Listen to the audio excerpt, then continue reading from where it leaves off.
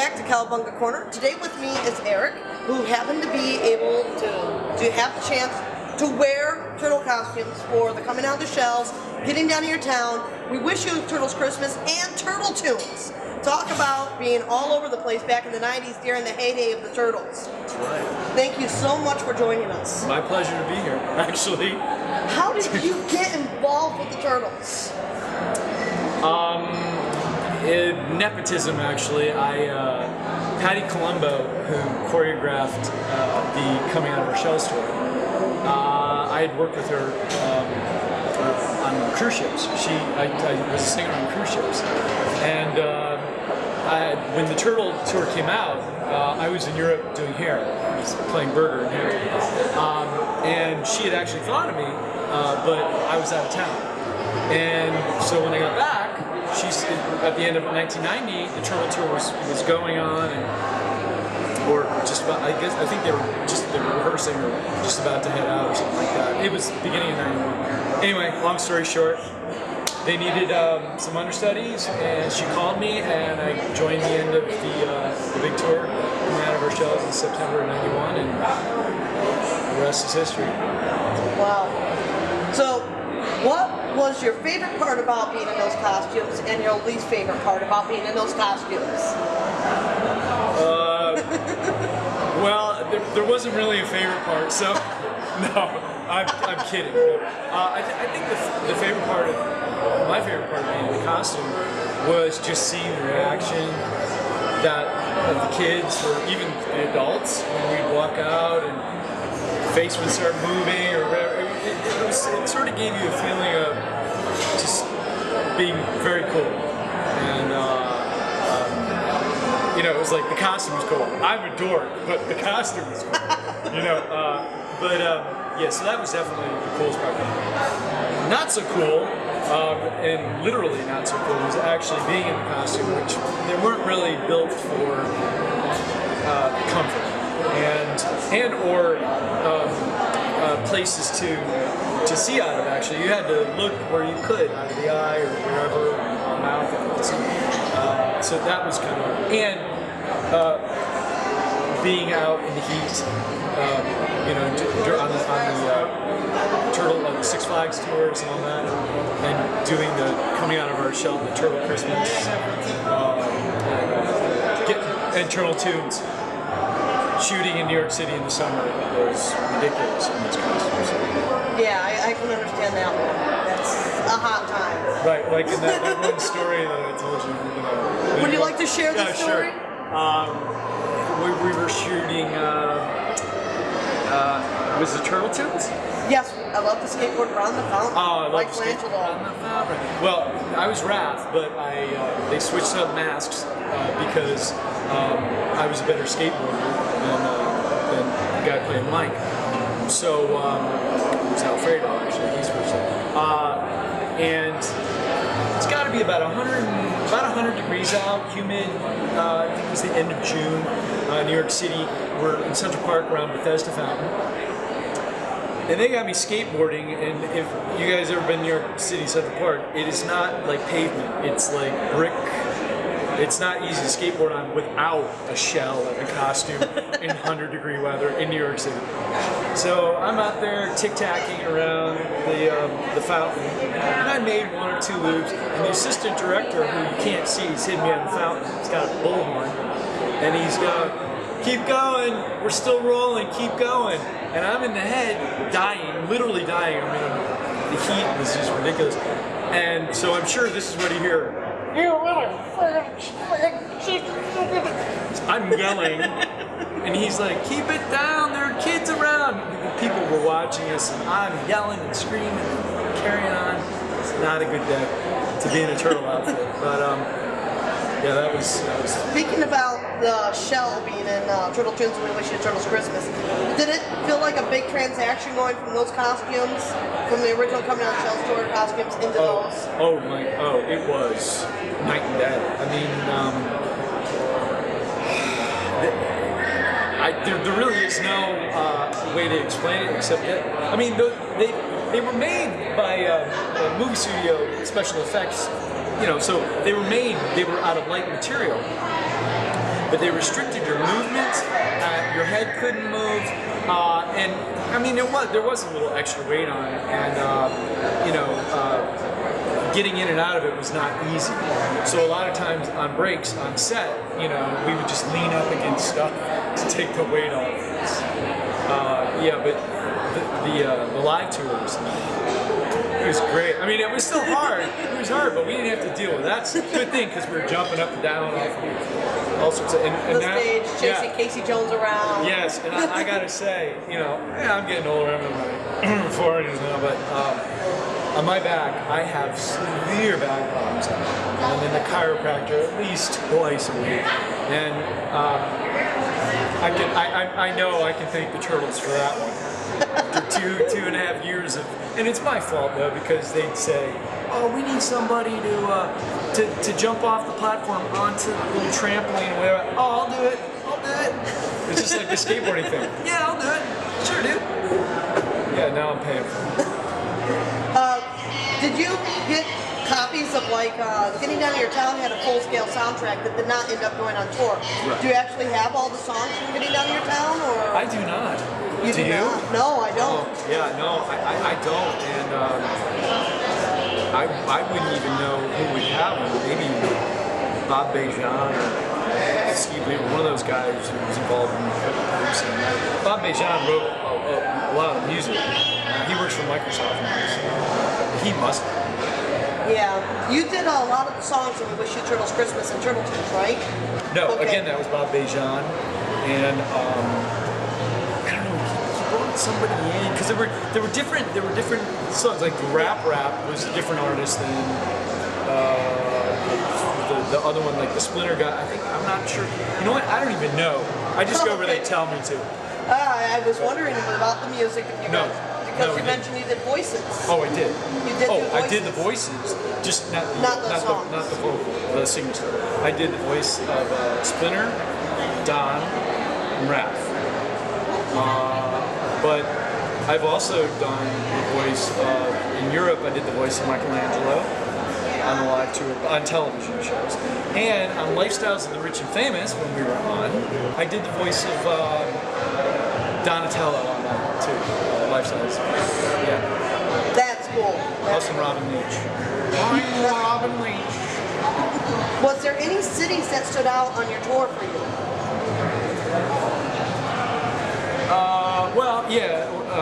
Buffalo Did because that was when I threw a turtle tantrum. And I'll never forget, we were playing Buffalo War Memorial. This was on the big tour, at the tail end of the big tour. This stood out to me for a couple of reasons, actually. First off, you saw the big show, right? Yeah. Yes, I saw. The beginning of the show starts off with a tableau, but there's all this pyro that goes off. And when the lights come up, after the smoke clears, we're standing there, you know? And in Buffalo, Daniel Leon, who played Mike at the tail end of the tour, he set up a little too close to the pyro. And what happened was, you got tunnel vision in this thing, you can't see anything. The pyro goes off, and we're standing behind him, and we look down, and the top of his head is on fire. And but he can't see it, and he can't feel it, but he's like burning, and kids are like looking, going, "Oh, Mikey's on fire!" And we're like trying to motion to him, but the music's loud, and we're all like, doing coming out of our shells, the opening number. And finally, I don't know, I think one of the crew guys came out and got him and took him off, and he didn't even know what was going on. So he's walking around pretending to play guitar with his hand on fire. And then also on that show, there are two things. Daniel was a little hungover. This was the same show. And sorry kids if you're watching, he thought he was going to throw up in the head because he was so hungover. And there were a couple turtles that did that. Not a pretty thing, and the crew gets mad because all the gears, those heads, they used to tell us they're like BMWs. Yeah. Yeah, and they would say, it's a BMW on your head.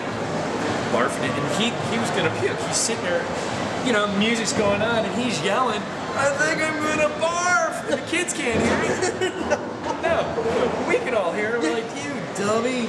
It's like, "Oh, I'm so sick." And then finally, that show, the way they had set the stage up, usually we have, on the side of the stage, we would have these enclosed changing areas so that we could come right off stage and out of the head, you know, ice on the wrist, give me my Gatorade, you know, and chill out. Well, they couldn't do it because of the way the stage was set up at the War Memorial, so they had this long hallway going back underneath, you know, to the locker rooms there, where they said, you're going to have to walk all this way. It was like 100 yards. And when we come off stage, I do not want to walk 100 yards. And one, I want my head off immediately. And I said, this won't do, you know. And I told Valerie, our road manager, I said, I'm taking my head off. And you know, screw you. And came off stage, and she was standing there like, don't you do it. And I reached up, dug out my cord, picked it up, through the head, which, oh God, you'd think the world was coming to an end, but yeah. And then I started walking back to the locker room area, 100 yards, without my head, and a bunch of kids had come around the blacks that they hung on the sides of the stage. They'd come around in the upper, the loge area or whatever, up on the upper levels, and they watched me, and I looked up at them. I'll never forget, I just listened in my head. There's two kids looking at me without my head, like I just ruined their whole world, their perception of, you know, their fantasy was gone. It was like they found out that Santa wasn't real. And I never did that again. But, so those shows stand out. There was also one more show. I gotta say, I think this was it was in St. Louis, at the Six Flags St. Louis, and it was coming out of our shelves. But we had changed the opening later on when the show got smaller. We took the pie ride off. So Raph, was it Raph? Yeah, it was Raph and Mike come running out, and I was playing Donatello at the time. Raph and Mike come running out. And the stage, they're supposed to cross, but the music's going on. They're like, oh, Mike's like, yeah, dude, you know, and then all this is going on. Come running out, they're running full blast, they don't see each other, they run right into each other. Daniel kind of does like 2 spins and drops, literally falls down. I think Alfredo was playing Mike, or Raph, and he just stumbled around. But meanwhile, you gotta remember, the music's going on, Mike's talking and singing and playing the guitar, but he's laying there on the ground not moving. And I walk up and I stand up, I'm like, dude, are you alright, man? Are you okay? He's like, oh, what happened? I'm like, you just ran into Alfredo, dude. So yeah, that was. You've got a lot of experiences there. Yeah, it's all coming back. Yeah.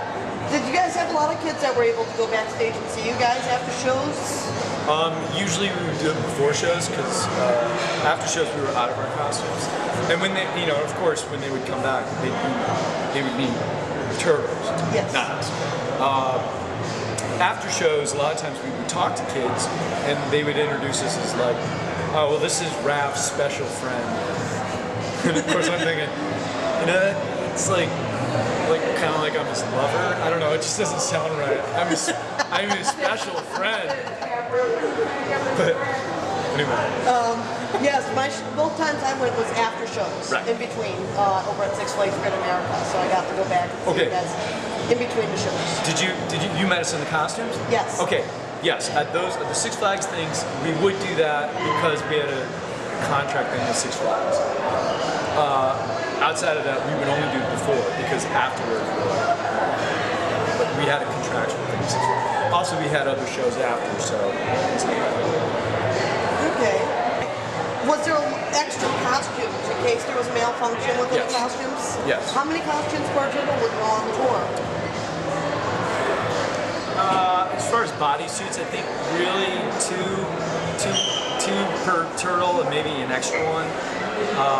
But heads, the heads were interchangeable. The only thing that was specific to each person was the we had molded skull caps that would go into the heads so that the head would fit perfectly on each turtle. So you could take it out, take another head, put it in, and the masks would come on and off. So really, there was the basic turtle head, and then everything else was interchangeable. That is different than any other Ninja Turtle costumes out there that I know of. Most of them are, the masks are basically permanently stuck to those turtles. No, these came off and actually, I think it's in one of the movies that we did, the Turtle Tunes of Christmas, where either Raph or Mike's, or maybe it was Leo's, one of the turtles, when they put the mask back on, they did something, it was upside down. And it looks funny, it looks like it's like this. I can't believe they didn't catch it. It's only in a couple shots. Now I gotta look for that. Yeah, I'm not sure where it is, which one, but they had quite a few turtle heads. I want to say they had like 8 or 9 turtle heads on tour, and they each had their own box. I mean, they were like, that's why when I threw the Holy Grail. Oh my God, when I threw that head, it was like everything was in slow motion. Like everyone was like, yeah, but what was I gonna say? Yeah. So that's. Oh, I know what I was gonna say. A lot of times, especially at the Six Flags shows, we would get radio interference. Now the eyes and the mouths were all radio controlled. So with all the park people on walkie-talkies and all this stuff, on the RF signals or whatever they are, occasionally we'd be standing there and somebody's eye would just go like rolling it like they're Reagan from The Exorcist. But you gotta remember the track is still going on, so it's like, yo dudes, and they're just like, your eyes going like this, or it's twitching weird. It's like, Ralph, dude, you gotta twitch. What? And the crew would come over and they'd switch out the head real quick. So. Now, was there ever a day where you felt like you guys had a really bad day on stage, besides for the master props, like days where it just did not feel like it was going over well? Yeah, there were quite a few of those days actually. I think in any job that you have, even my job right now, I love my job and I'm thankful for it. But I have days where I don't want to be at work, But generally on those days is when everything goes wrong. Do you miss being a turtle? My back doesn't. Yeah, I do have moments, and I've recently, thanks to Facebook, been in contact with some of the people that I've worked with and I haven't talked to. God, it's almost 20 years now. Valerie Perican, who is our road manager on Coming Out of Her Shells and getting down here in town, and in Europe on the Coming Out of Her Shells tour. I hadn't talked to her in 20 years, and I found her on Facebook just 3 months ago. And Daniel, who's Michelangelo, I just found on Facebook over the summer. Yeah, I got him friended too, so we've talked a little bit. Chad Willingham, who was Shredder on Coming Out of Our Shells, he's also on Facebook. I'm made friends with him. Oh, that's cool. Friended him, or he friended me out. And now I gotta ask about the actually performing in the sewers in Paris. Oh yeah. How wonderful was that? That was pretty cool. I mean, Paris is such a beautiful city. I'd been there before, and to be able to go underneath Paris in the sewers, and at the time, Les Mis was huge. So there's all that stuff that happens in the sewers in Les Mis. So I just thought it was so cool that we got to go down there and perform in public. It was a big TV thing. I mean, it was something I'll never forget. What I didn't like about it was that we did it. They flew us over there from New York. We got there like 7 in the morning, typical fly to Europe flight overnight. We get there, we get to the hotel about 8:30, and they said, all right, be downstairs at 9:30, ready to go. We didn't have any time to take a nap, nothing. We didn't eat breakfast. They said they'd bring croissants or whatever on the bus. Came downstairs, we got ready, and by noon, I think, we were under the city of Paris doing songs from Coming Out of Our Shells on like no sleep.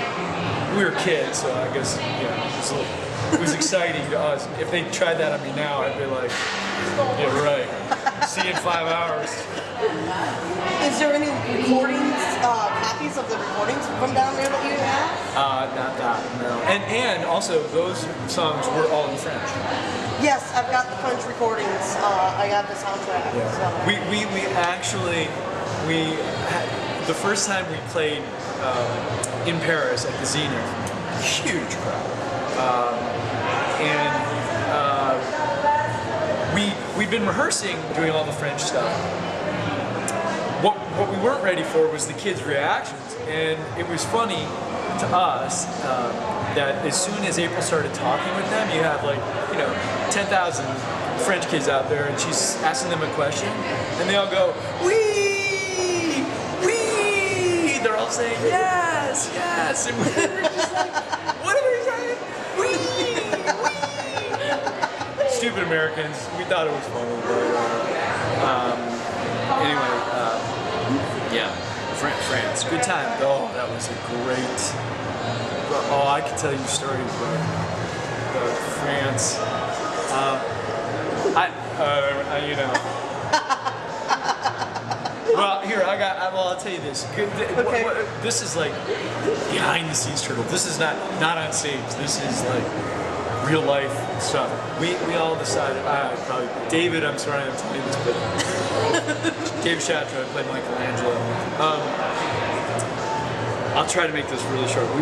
After a rehearsal, I think it was our dress rehearsal. We all went across the street to get something to eat at one of those corner restaurant bars / bars that they have in France. And we were all working our French. We were sitting with Florence Raymond, who was April's understudy, who actually played Donatello in the Coming Out of Our Shells. No, and getting down Turtle Tunes and Getting Down in Your Town. It was a girl, dudes. Well, actually, Laura Kotecki played Leo on part of Coming Out of Our Shells. So they were girl turtles. But anyway. Yay! Yeah. Girl power. Flo's my girlfriend too. Hi, Flo. Oh, Flo, I made friends. Flo's on Facebook too. Hi, Flo. So we were working our French, trying to show off for Flo and stuff, and so the French waiter comes over, but we're obviously Americans, and we're like, est-ce que je peux avoir omelette avec jambon et fromage? You know, we're like, can I please have? Or je voudrais sandwich, fromage. And the waiter was this old drunk guy. He was drunk, and in French he was like, "Oh, ham and cheese omelette. Oh, cheese sandwich. Oh, I love America, Mary Poppins." That's exact. I'm not even making this up. We're sitting there like this, and we probably had a few beers. David was always, he's like Mike. You never knew what you were gonna get with David. David just kind of looked at him and goes, "Excuse me?" I was like, "Oh my God, David." And the place started getting quiet, and he goes, "Hey, listen." He goes, "I want to tell you something, Frenchie," or something like that. He goes, "You know, we got a statue sitting in the harbor back at home that's rusting, thanks to you guys." And he goes, "And by the way, we saved your art, your women, your whole freaking city in World War II. You know, if it wasn't for us, you'd be, Hitler's, whatever, boy or something." And he goes, and for this is what we get as thanks?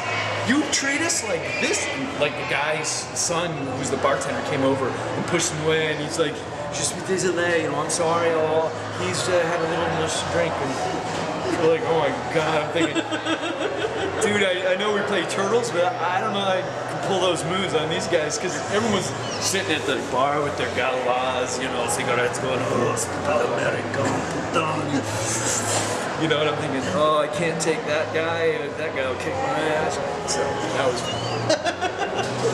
Anyway, French stories, a little behind the scenes turtle. That's Good stuff. cool. Yeah. I don't think David would mind I shared that story. Well, standing up for the USA. Yeah, Every now and then we need it. Not always. Yeah, I mean, we love France. I love France. Believe me, Paris, actually, they left me there for a month because we were continuing on our European tour. We went to Sweden, Denmark, I don't know. a couple other places, and they needed a turtle to stay back and do press. And since I could do a bunch of the voices, they said, all right, so they put me up in a hotel in Paris. The turtles paid for like a month. I lived there. I just had to check in once every day and say, do I have any messages? And call a radio station if I had to or whatever. Wow, that's cool. That's really cool. Now, the Turtles did do a lot of press with the tour, and I remember one of my favorites goes back to Chicago, which was before you, but if you haven't seen it, I highly recommend watching the Turtles on Oprah. Oh yeah, oh no, I've seen it. Okay, Oh, of course. Good. Oh no, That's because they actually showed that to me when we were getting ready to, when I was getting ready to do my first live TV show. They were showing me how it worked because we would do the voices of the Turtles on a live show, would have microphones and controller. So, and the people in the suits had no idea what we were going to say. They would know they were talking when they would hear or see their eyes moving. They go, oh, and then they would hear through the speakers, and they would kind of have an idea because we would discuss sort of what we were going to say. So then they would go along with it. That's interesting. So the actors who normally wore the suits were not in the suits for that? No, they were in the suits, but the voices were being done by us. Okay. Different people doing the voices. Different people doing the voices. So the actors were still in the costumes, but they would have no idea what we were saying. And we would do that. They did very good on Oprah, Yeah, I have to say. When they're leaning over, tell them about us, April. That's right.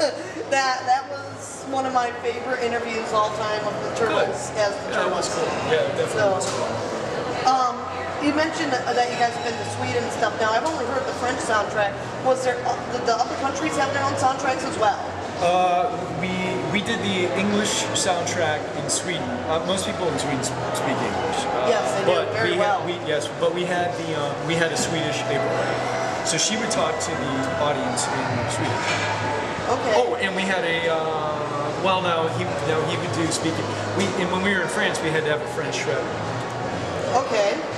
So we did have a French show, but he was also in Sweden, but he just spoke English, and she would speak Swedish back. Okay. That's different. Yeah. That was a curiosity of mine because I know it did a tour over there, and I've only heard French soundtrack come back out of it. And I was wondering if there was any others. Also, when the Turtles were down in Mexico, this was just before I joined actually. Again, they had a Spanish-speaking April, and I believe they did the show in Spanish. I mean, the songs were in Spanish. So there could be Spanish I soundtrack. believe they did. They definitely had a Spanish, but I almost remember.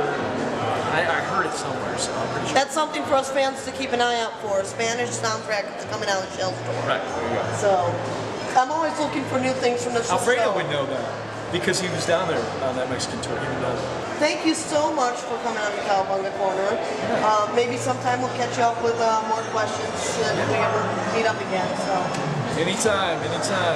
Okay. And we will catch you guys next week on Cowabunga Corner.